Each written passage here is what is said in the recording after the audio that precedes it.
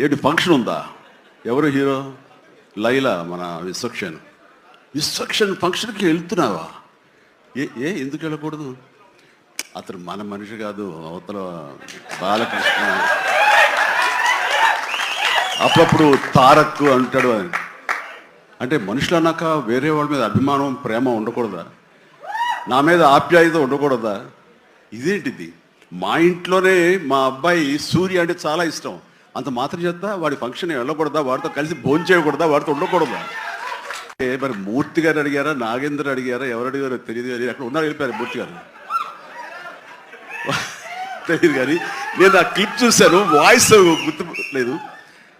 మీరు బాలకృష్ణ కాంపౌండ్ కదా విశ్వక్సేన్, ఇప్పుడు మెగా కాంపౌండ్ నుంచి ఆయన ఎలా వచ్చారు అని చాలా చక్కగా సమాధానం చెప్పాడు. మా ఇంటికి కాంపౌండ్ ఉంది కానీ ఫిలిం ఇండస్ట్రీ కాంపౌండ్ లేదని. I appreciate.